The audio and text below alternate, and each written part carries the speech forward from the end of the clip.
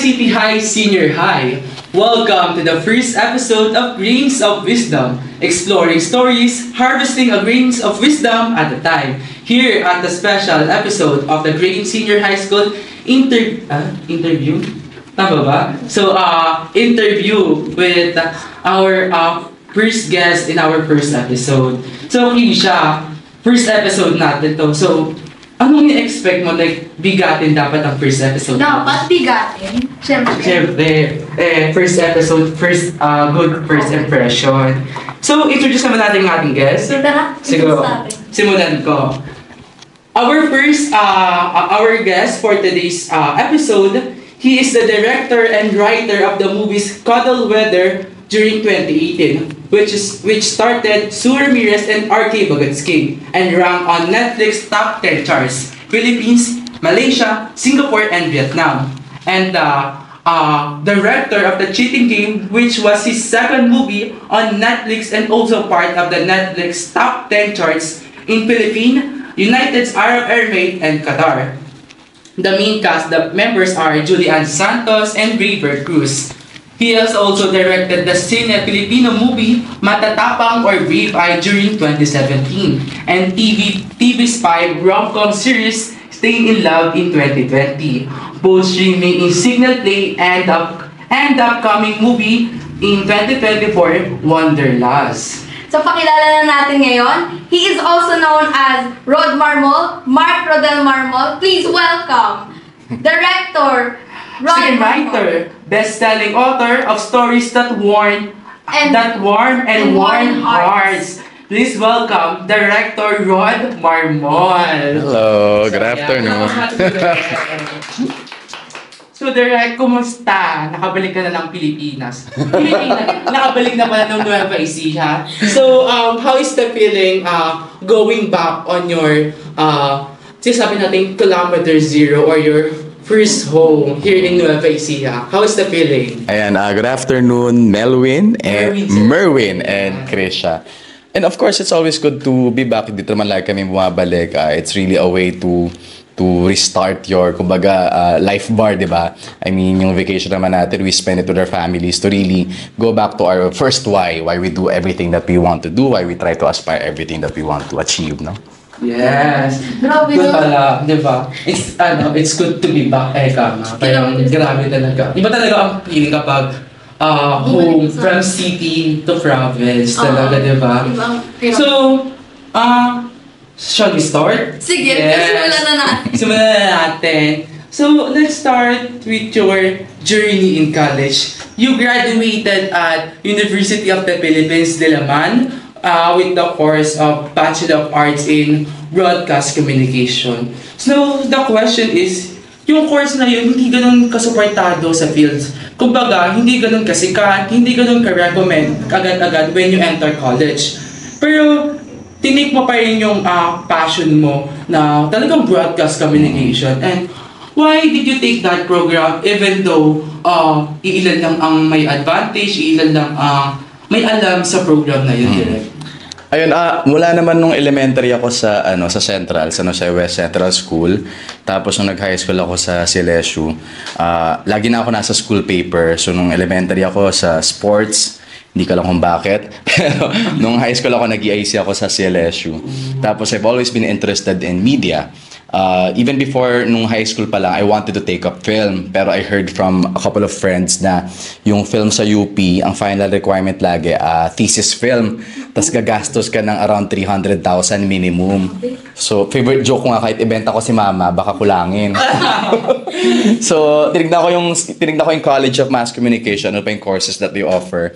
So, merong, yun nga yung film, yung original target ko, and then they have broadcast communication and journalism.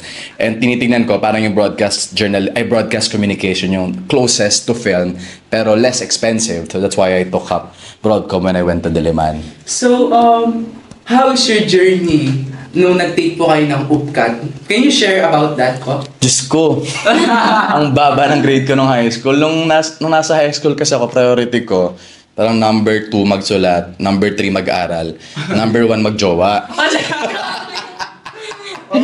So, as in, Kasi sa amin, sa Science High, parang pag nag-start kayo ng first year, 90 kayong nakakapasa out of almost siguro 1,000 na mag-exam.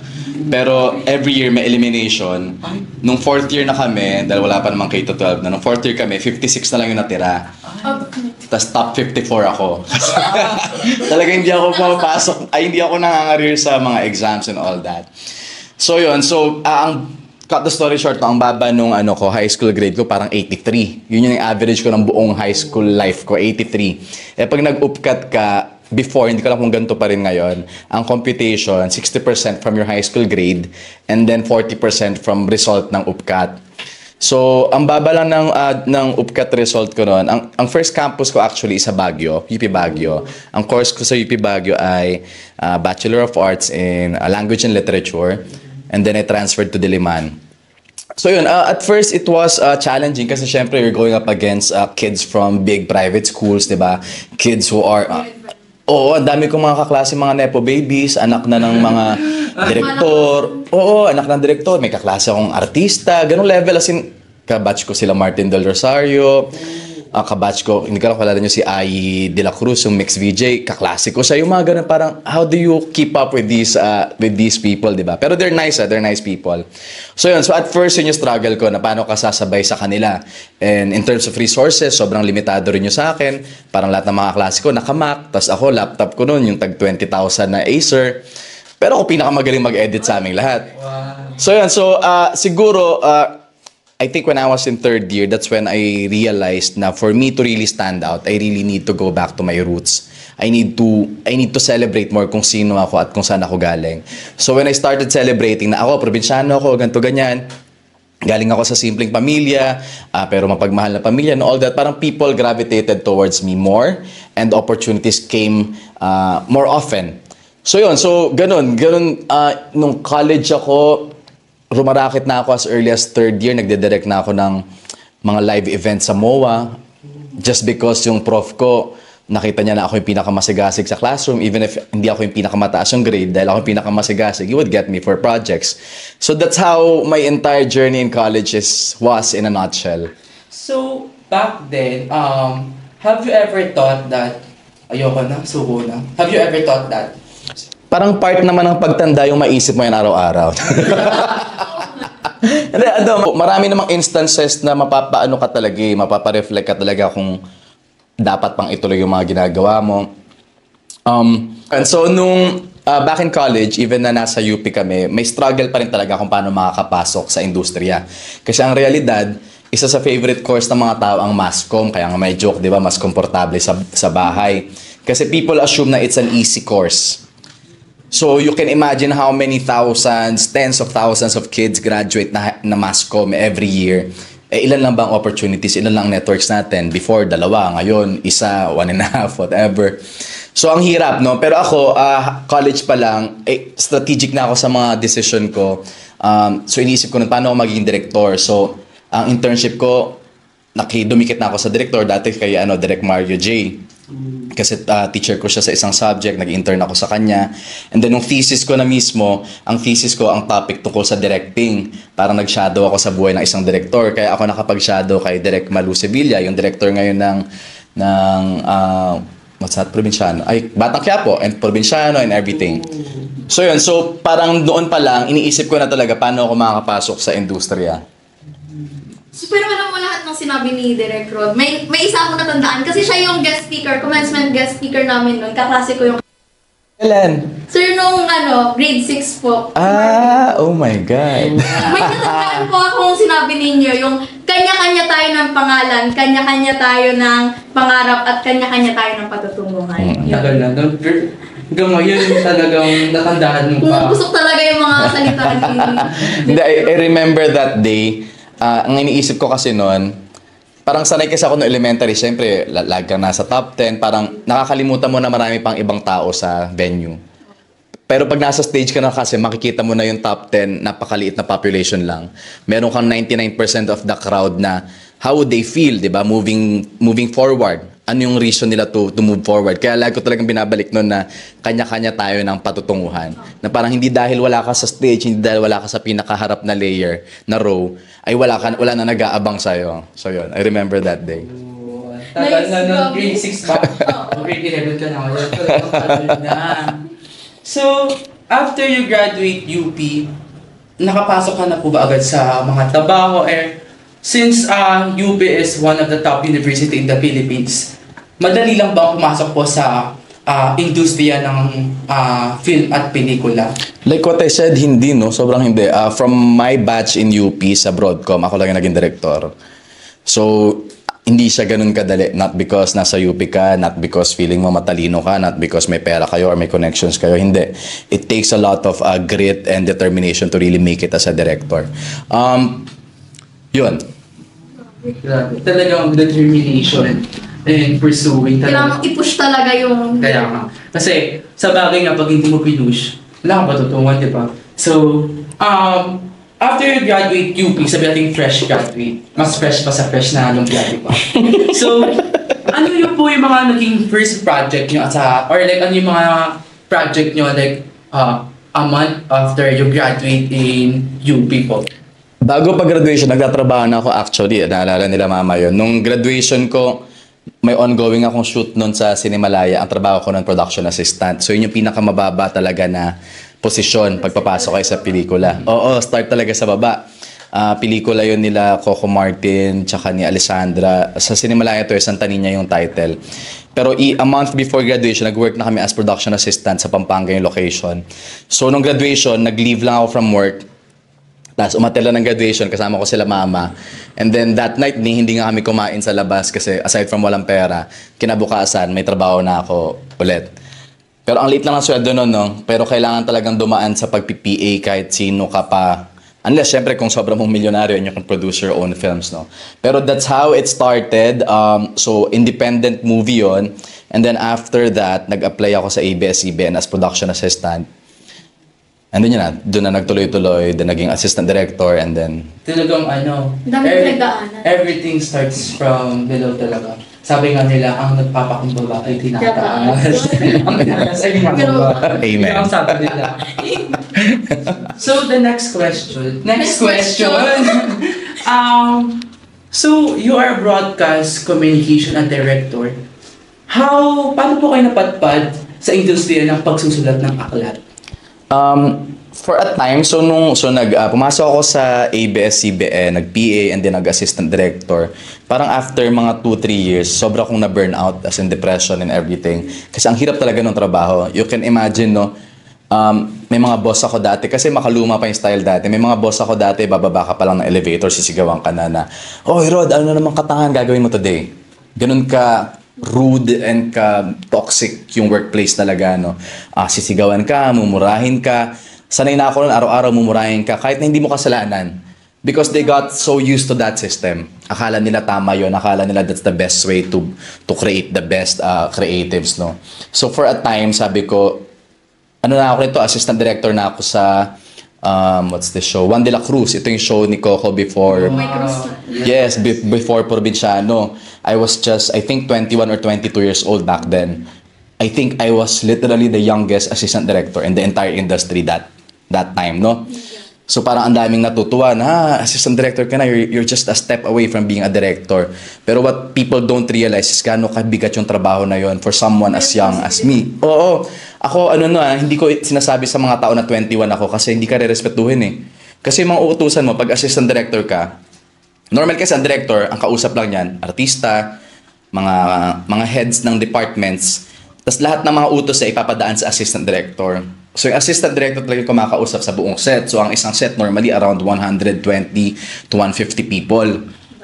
So kung 21 years old ka and you're commanding a group of 120 people, half of this group has been in the industry for 20-30 years, napaka-unlikely na napakinggan ka nila. Siyempre, di ba, mas... Ang tagal na nila sa industry. Oo, so ako hindi ko talaga sinasabi na 20s ako, no? So, maliban sa pressure, yun nga, lagi ako nasisigawan, namumura, I just knew na it's not the best path for me. Parang I knew I wanted to be a director, pero I didn't think na kailangan ko ng 10 taon para sigaw-sigawan to get there.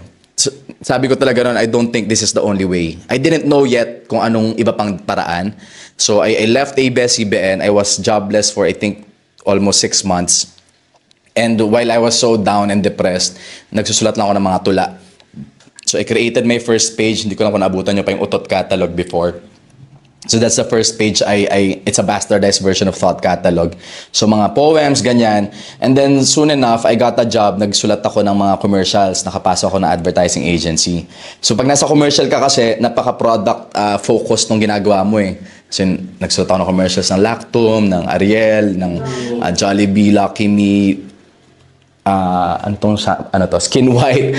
Yan, marami. Pero yun, parang to restore din my to protect my, kumbaga, art, I had to write something on the side that I liked. So I was writing poems as in every day. Napakasipag ko nung panahon na yun. So yun, so on the side, while I was doing my corporate job, dumadami yung followers ng page. Nung naging siguro 70,000 pa lang, na-excite na ako. Nag-release ako ng book, nag-self-publish ako. And then a year later, nakausap ko yung Summit Books kung gusto nilang i-publish. Then they said yes. That's why I ended up publishing 2 more books na yun yung naging best-selling. So yun, so on the side, nung nagsulat ako sa advertising, then after that, because of the books, it's actually because of the books na kaya ako bumalik sa pagpipelikula. Kasi parang na-remind ako na, ito yung gusto kong ruta for me to be a director. To first really get to know my voice as a writer. And then once na kilala ko na yon, mas confident na ako to direct my own things.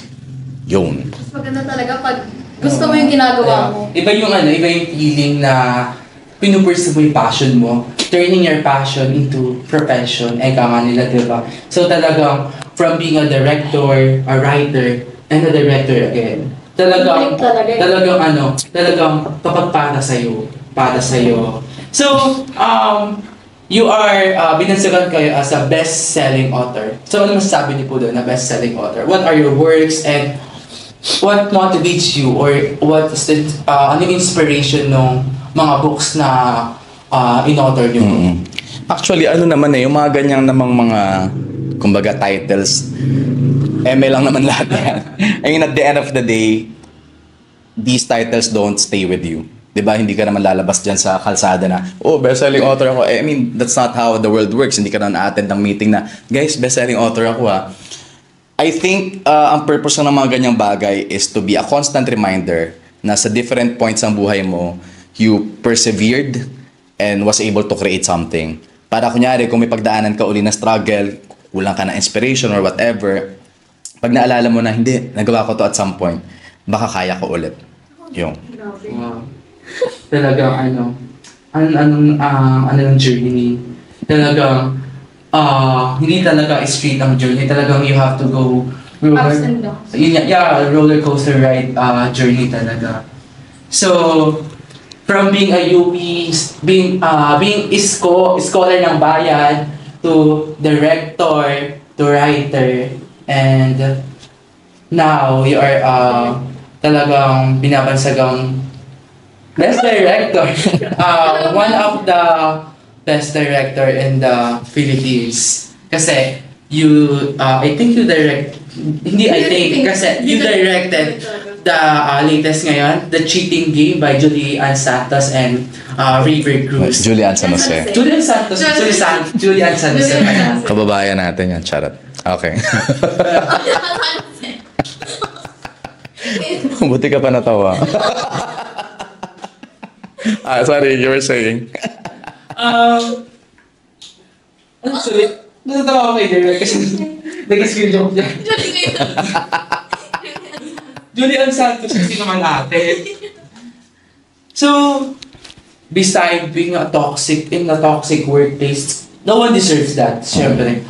Pero, what motivates you na ang director pagiging akin, talagang sa akin to, hindi ko pwede iwan to. Ano yung, sabi natin isang bagay na that really motivates you to pursue being a director in your field, talagang para sa ito?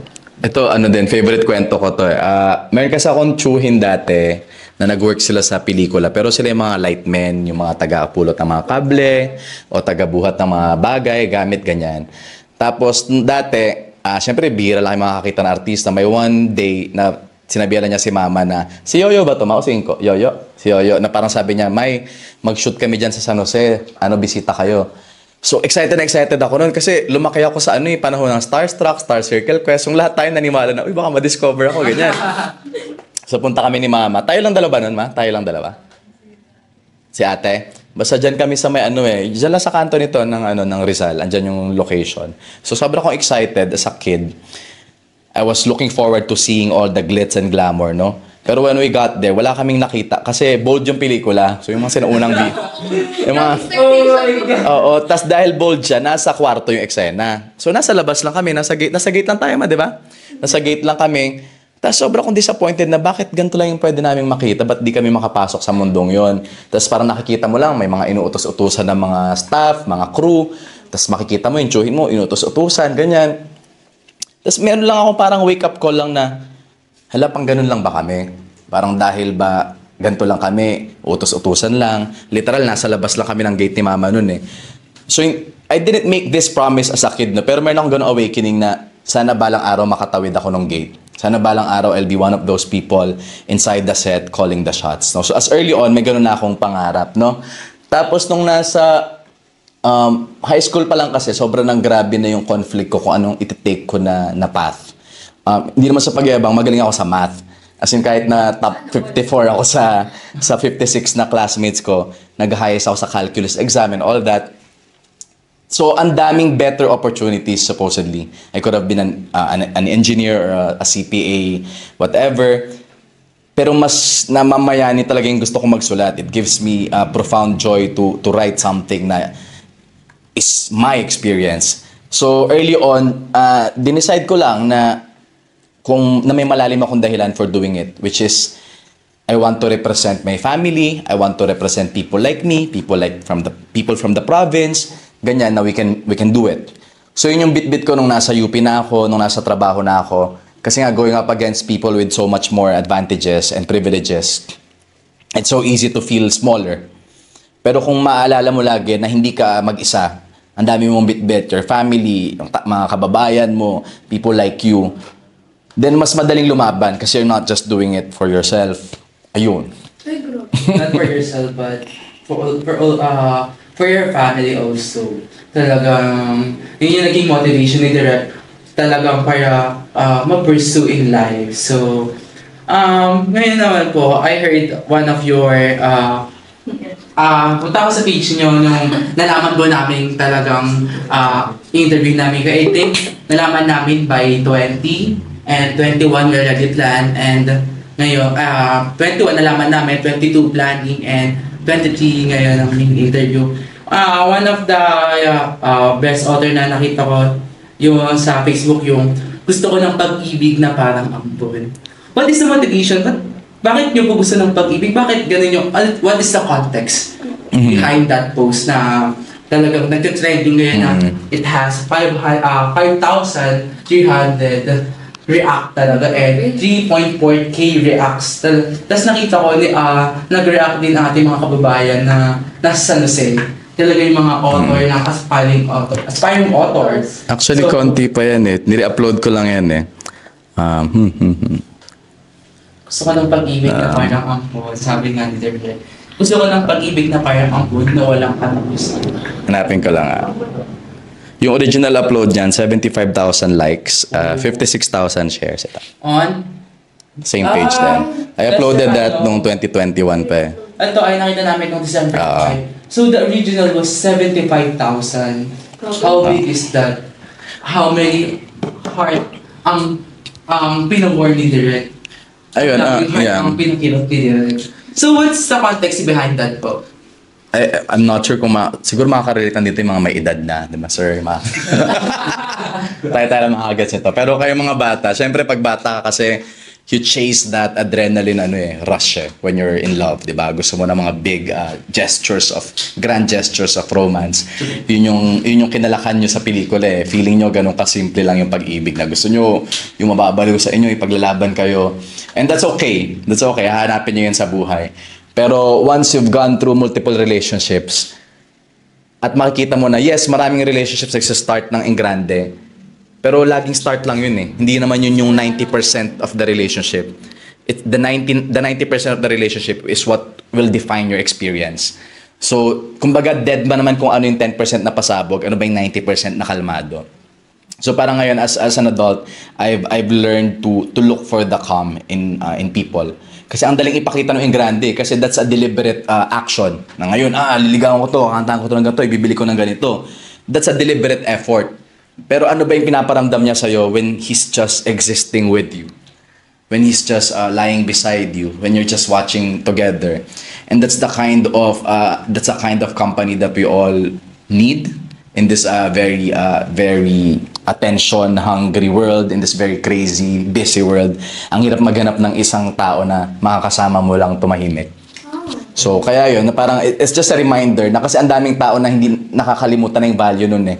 Di ba, pag tumingin ka sa isang grupo na, kunyari, ikaw, ina-assume pa lang ako ng gender mo kunyari, nasa grupo ng mga lalaki, di ba, parang mapapansin mo agad, sino ba yung pinaka-gwapo, sino yung pinaka-astig magsalita. Dinededma mo na agad yung tahimik sa gilid. Pero for all you know, yun yung pinakamahirap hanapin. Kasi we can all try to be good looking for a day, maganda personality for a day. Pero yung kaya mo bang maging kalmado everyday, that's a different personality on it, all on its own. Kasi So, may mga teenagers ngayon ang hinahanap yung kung ano yung thrill. Yeah, mayroon silang tinatawag na standard. Na kailangan pogi, matangkat, matalino. Di ba?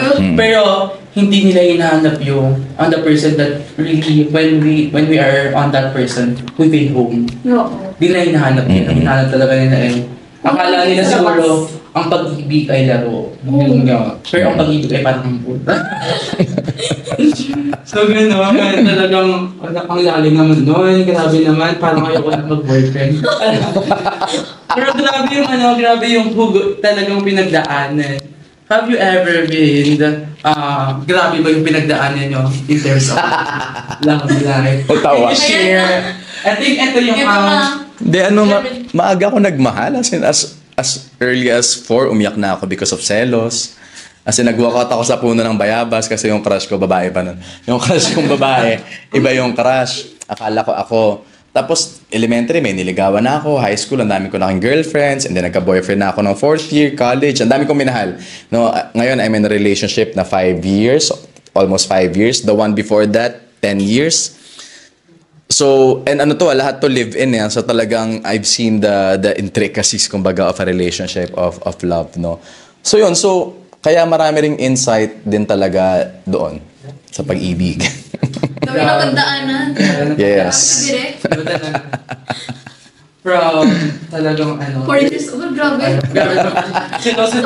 So hanggang ngayon siloso pa rin mo si Direk? Hindi na. Grabe yung journey ng hindi ka naman hindi naman harsh ang pinagdaanan mong love life. Nako, lahat tayo dadaan sa harsh na love life. Walang excuse dyan, no? Walang excuse. Walang makakaligtas dyan. It's just really, it really depends lang on how you will process it. Pero lahat yan, napagdadaanan niya. Si Mapi nga, umiyak kanina, di ba, Peng? Sorry. Paano talaga? Hindi. Bulgaran pala to. Grabe talaga. Yun yung naging inspiration nyo. Direct sa mga nire-write yung books, yung mga past nyo, or may iba pang inspiration? Ano naman if you find time to read the books, talaga siya, combination siya ng mga anecdotes from the past. Pero marami doon medyo existential din talaga na mga essays, reflection talaga kung anong ibig sabihin ng mga pinagdaanan na yun. So ganoon naman ang lahat naman ng writer, laging pumupulot ng parte ng buhay nila, and then kino-combine nila sa tingin nila, sa worldview nila sa buhay. Pinagko-combine talaga nila yung mga experiences na yun to come up with works. So, syempre, hindi lang naman tayo nakakaranas ng ups. Meron din tayong downs. So, pwede ba natin itanong kay Direk kung ano yung nire-remind niyo po sa sarili niyo sa tuwing na feeling niyo na burn out na po kayo? Hindi ko lang mapakita. Pero may tattoo ako dito. Nag-viral din to dati. Pero may tattoo ako dyan sa likod ng leg ko. Ang nakasulat ay, nananalo ang hindi napapagod matalo. Kasi nga, growing up, sobra akong competitive talaga. As in, nung nasa science ako yata yung pinakaunang estudyante na nakasali sa lahat ng orgs. Literal, dance group, choir, lahat ng sports orgs, math, science, school papers, student body, everything. I just really wanted to do everything. And I wanted to be the best at everything. Pero the sad reality is, wanting something does not mean you getting it. Kahit na ikaw pa yung pinaka may gusto sa isang bagay, ang realidad ng buhay, 90%, 99% of the time, natatalo ka. Di ba? Kung manonood ka ng reality show, mukha siyang journey ng nananalo, pero bilangin mo, gaano karami yung natalo? So actually, kwento siya ng pagkatalo. Hindi lang natin siya tinitingnan like that. Because life is all about losing. You just lose and lose and lose. Pero as long as you fail forward, you'll get somewhere. So yun. So yun lagi kong iniisip na kasi yun, when I became a director, gusto ko syempre ang idealistic ng mga gusto kong mangyari na gusto ko first film pa lang, best film na, best director. Pero that didn't happen and that broke my heart. And that happened over and over and over again. I mean, kanina you mentioned I've directed 3 films, 1 series. Pero yun lang yung nakikita ng mga tao. Before those 3 films got produced, meron akong 50 other films that got rejected. Hindi na. Nang nakita lang yung mga... Ako lang may alam noon. And di ba, kung ma-fixate ka na, shit, natalo ako 47 times. Tapos hindi mo na isi-celebrate yung 3 times that you won. Sinong kinawawa mo doon? Sarili mo, di ba? So yun yung like ko nire-remind sa sarili ko na you're bound to lose, you're bound to fail because that's the human experience, that's the universal human experience that will happen to you, to all of us. Pero as long as you believe na there's a reason for each failure and that your day under the sun will happen, darating din yung turn mo, darating din yung spotlight for you, then you just keep on moving forward. Huwag kang matatakot matalo. Yes. Pagpagsak sa exam, okay. Oo. Yan yung motivation sa direct. Yan pagka-practice. Pwede ka naman mag-repeat eh. Hindi ka naman talaga matatapos doon, magre-repeat ka lang. So ngayon, nalaman na natin from career to college life to love life.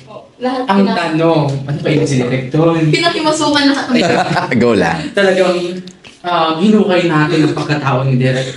So the question is, how do you balance love life, family, and career? Diba sabi sa'yo, pinakabamas. Wala talagang balance eh. Hindi naman totoo yung balance. Basta totoo yung, basta clear sa'yo yung kung sinong mahalaga sa'yo. Parang wala kasi, hindi mangyayari talaga yung equal balance. Hindi mo masabi na, yung 24 hours ko, yung 4 hours dito, yung 4 hours sa pamilya ko, 4 hours sa pangarap ko, 4 hours sa sarili ko. Meron talagang, meron talagang mas lumalamang. Pero kailangan mo magbumawi here and there to make sure na wala pa rin ultimately mapag-iiwanan. So yun. So tapos, pero I guess, mga recent ko na realization na the best balance is balance ng binibigay mo sa labas at binibigay mo sa sarili mo. Parang kasi lagi natin sasabi, work-life balance. Pero lahat yan, binibigay sa labas eh. So what kung mabalance mo yung binigay mo sa trabaho mo, sa pamilya mo, sa kaibigan mo. Tapos wala ka namang binibigay sa sarili mo. So sino magbibigay bukas sa mga yun? So parang yun yung na-realize ko, especially this past year, na how do you take care of yourself? Kasi you have to really take care of yourself because wala kang mabibigay sa ibang tao. Wala sa'yo. Kung hindi ka healthy, kung hindi ka physically, mentally healthy, so yun. So mas ganong balance yung I think mas dapat i-pursue ng mga tao. Wow. It's Nakakuha naman ng between, ako din, it's between yourself and others. Yun ang balance na kailangan mo talaga. Kailangan mo rin para sa sarili mo. Syempre, Yes. dapat, finding your peace sa sarili mo, dapat di mo pinapabayaan. So, Pinabayaan. oh my gosh. So, ngayon, Direk, I think, ilang araw ka po dito, Direk, dito here sa Nueva Ecija? Hanggang 26, pero babalik din ulit ako sa New Year. Oh. Jowa So, duties muna. Gaano ba kabigat or like kabisi ang schedule ng isang Direk Rod Marmol? Nakakauwi pa ng Nueva Ecija? Ano talaga magkakaiba. I mean, Seasonal po, ganun? Or like, irregular talaga. Depende sa projects. Like right now, nag-edit ako nung next film ko. So, parang last kong uwi dito, November. Pero yun, depende talaga. Ibabawi ka talaga eh. Kasi every year, nag-iiba talaga yung stage ng career eh. Hindi ko na-explain lagi sa lahat ng tao. Pero like, for example, this year, mas nag-venture ako into producing din. So, napaka-busy talaga. Dahil kapag director ka kasi, pwedeng dumating ka lang sa set. Tapos, blah, blah, blah, blah, blah. Ayoko yan, gusto ko yan. Okay na yun. Pag producer ka, after ng shoot, ikaw pa rin yung mag-iisip kung nasulit ba lahat ng resources, may nag-over budget ba, dapat pa ba natin i-keep tong tao na to. So ang daming mga additional tasks ako na ginawa this year which is very challenging. Pero at least pang diversify din ang skill set. So yun, busy talaga, and also as a writer kasi may feeling ako na the work never stops in a way na because whatever I experience is something na pwedeng mag-inspire sa akin to write.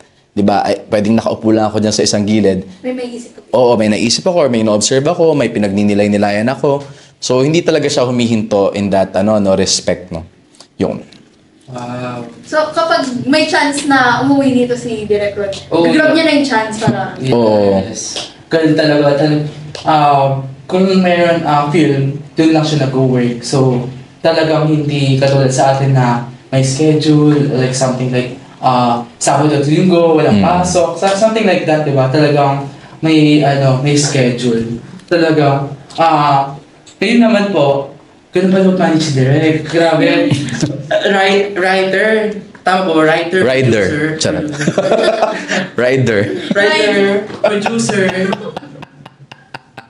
Writer, director, And director. author. Wow, grabe. Napaka-flexible talaga ni Direct. Talagang mas flexible pa sa Sa ano? Yung nilalaro na mga squishy. Stressful. Mas ka pa doon, Direct. Mas flexible ka pa doon. Ngayon naman, talagang ako kasi nag-inspire ako maging film director din. Wow, So, do it. Generally speaking, ano po yung advice nyo sa mga gusto din maging director? Paiba-iba to depende kung anong araw nyo ako kakausapin. May mga araw na gusto kong pigilan lahat ng gusto maging director kasi mahirap talaga siyang trabaho. It's not the most financially rewarding. Ang daming opportunities out there. Kung pera ang gusto nyo, maraming ibang opportunities doon. Pero kasi yun nga, I have to remind myself na what I'm doing, lahat ng rewards nito ay hindi ko nakukuha sa isang upuan lang. Hindi siya katulad ng ibang trabaho na nagtrabaho ko na isang buwan sa opisina, by the end of the month, you get the reward for that.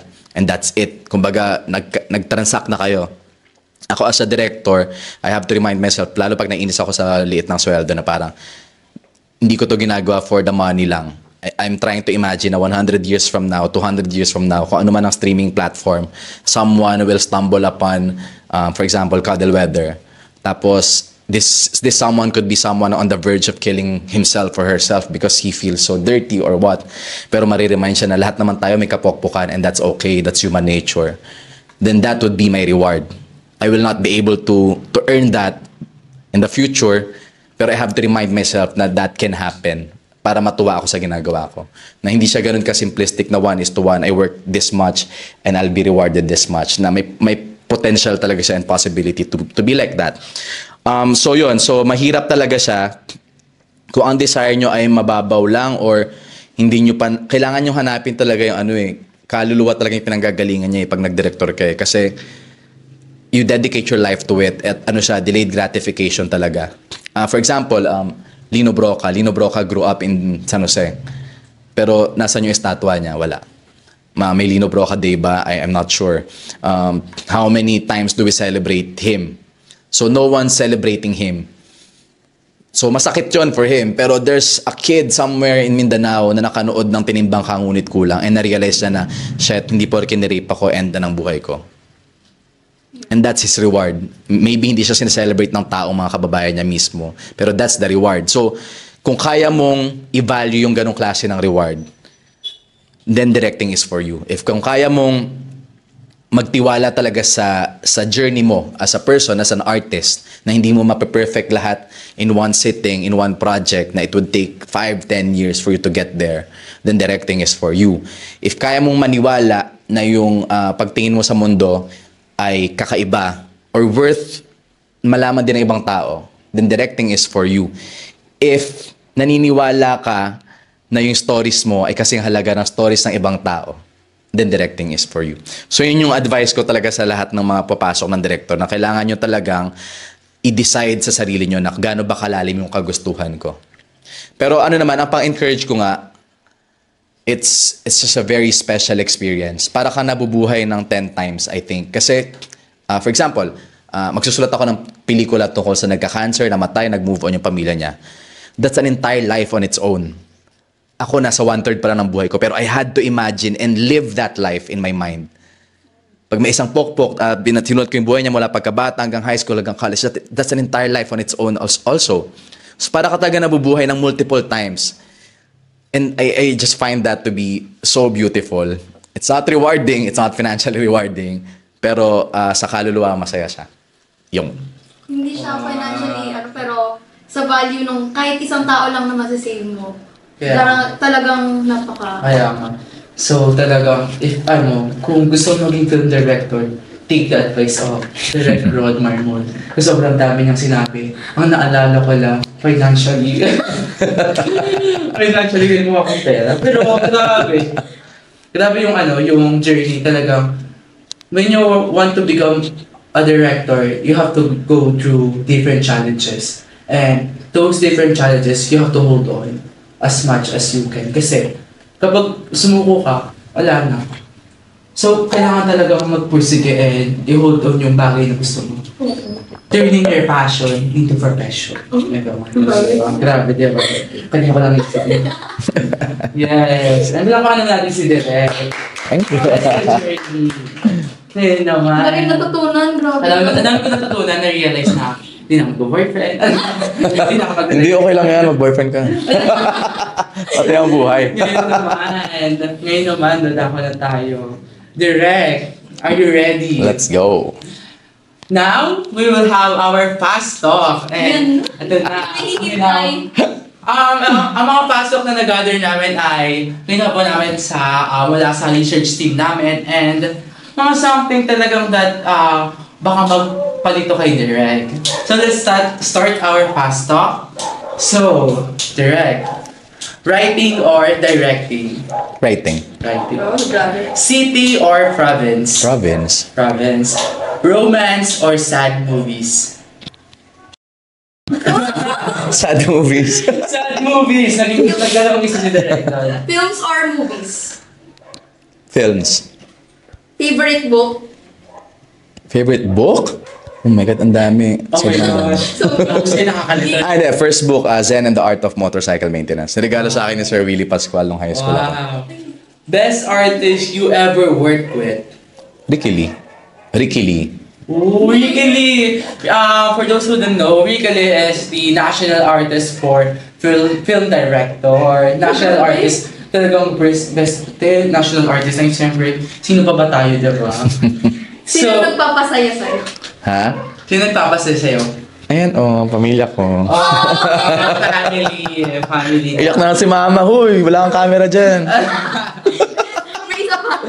Videoan nyo nga, Peng. May isa pa. Sino pa?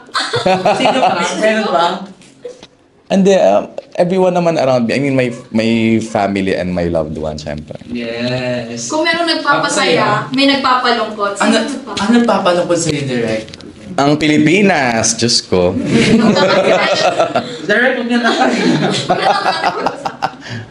Nababan nga ako dito Why sa San Jose. Pilipinas? Charot. Nababash nga ako dito sa San Jose. Pati sa Let's go. Ayoko magsalita, upload to eh. Okay, ano pa ba? Okay naman. Ina yung natin, pasto. Pasto. Mabilis lang to. Mabilis lang kasi.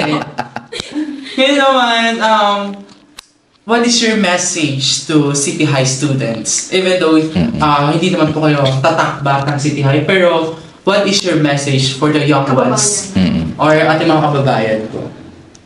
Ayun, pinakauna kailangan nyo alalahanin lagi na galing si Lino Broca sa lugar na yan. I mean, you have to romanticize that fact. Of course, not all of you will go into the arts. Baka very few lang sa inyo kasi nga may kanya-kanya naman tayong responsibilidad sa pamilya natin. Pero hindi naman din mutually exclusive ang art at ang hindi art eh. I mean, hindi porke kunyari mag-engineer ka, tatalikuran mo na yung art. Hindi porke mag-doktor ka, hindi ka na mag-art. Art is everywhere, hindi nyo siya maaalis. There's art in curing people, there's art in creating buildings and roads, there's art in teaching students, there's art everywhere. Pero kailangan desisyon nyo yun na ilagay doon. At saka by saying that, it means na there's humanity in what you do. Kasi that's art eh. So, paano may papasok yung humanity sa pag-engineer? Paano may papasok yung humanity sa pag-architect? Paano may i-consider yung plight ng mga tao sa pagiging teacher? Kailangan nyo ipasok talaga yon. Din nga, dahil i-remind nyo sa rin nyo na galing si Lino Broca sa eskwelahan natin. How many schools in the Philippines can say that? Lino Broca, one of the first national artists for film, the first Filipino in Cannes. Cannes. Guys, ganun ka, laking achievement yon. So, kailangan nyo maniwala na whatever inspired Lino Broca to create these masterpieces, all these elements are around you as well. Yung bukid na dinadaanan nyo, yung mga pader ng City High, yung kalsada, yung asong tumahol, yung bakuran, lahat yan na witness din ni Lino Broca. And from these things, he was able to create beautiful things. And so, kayo din. So, yun na lang yung isipin nyo lagi. Wow. Talagang, yes. So, mga batang Tatak City High, Senior High, alam niyo na. Diba? Ngayon naman po, ano naman po ang message niyo sa The Green Senior High School? Kailangan bitbitin nyo yung pagsusulat talaga wherever you go. Kaya kanina tinanong mo ako kung writing or directing. Writing kasi doon nagsisimula talaga lahat. Just the other day, may nag-message sa akin na Bagets. I think 7 years ago, nag-message siya sa akin na he was so close to killing himself. As in, sobrang niyang depressed, pero may nabasa siyang tula ko. Tapos, minessage ko lang siya, in-encourage ko siya. Tapos, recently, nag-message uli siya na, Sir, binabalik-balikan ko pa rin tong tula niyo. Every time may problema ako. And you can do that too. Not just to other people, but for yourself then. Always go back to writing because that's the best way to really sort out your feelings, your emotions. Doon pinaka-concrete lahat. Para hindi kayo malunod sa mga thoughts lang. Kasi as kids, ang dami-dami yung iniisip, ang dami-dami yung stimuli around you with social media and everything. So every time it gets so heavy, it gets so cluttered, bumalik kayo sa pagsusulat lagi. Ilista nyo lahat para malinawan kayo kung ano yung dapat na next steps nyo. Wow. Magsimula ka ulit magsulat. Yes. Yes. Huwag nating kakalimutan ang pagsusulat. Ang pinakamahusay na gamot sa sugat ay sulat. So kaya magsulat lagi. Grabe. Mga salita na Direk, nakakasakit ka na. Yes, and we would like to thank you, Direk, for Thank you. Papaunlak po sa amin. Welcoming us in your home and giving us time to interview. And for those who's watching, we will be featuring this on the Green Facebook, the Green Senior High School Facebook page, and also we will gonna feature this on our school paper po. Okay. Yes. Thank you so much. Thank you, Salamat. Direk. Thank you. Salamat po. Thank you. Ano po yung gusto nyo i-promote sa ating May gusto po ba kayo sabihin? sabihin? Lahat naman makikita sa mga sa mga pages ko. Ang papromote ko siguro just continue on progressing, hindi lang financially, hindi lang physically, pero mentally din. Kailangan natin, nakita nyo naman sa lahat ng mga nangyari sa bansa natin ngayon. For people as young as you, nakikita nyo na yung realidad. So, itawid nyo yung mga natututunan nyo sa mga tao sa bahay nyo, sa mga kapitbahay nyo, para sabay-sabay tayong mag-i-improve din. Wow. Mm-mm. So, for those who's watching, pwede nyo pong i-like ang Facebook page ni Direk. Ang Facebook page ay Rod Marmol. And meron din po ata kay Twitter. Meron din, merong Instagram, everywhere. Everywhere. Naman. And talaga kung gusto nyo makabasa ng mga talagang Salita. tapos-puso na reminders, sa Facebook page ni Direk Rod Marmol na kayo. Yes. Thank you, Direk. Thank you. Thank you, Yes. Melvin, Tricia. Thank you.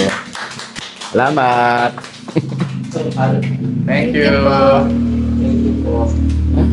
Good luck sa pag-edit. Okay, hindi lang totoo. Picture po. Picture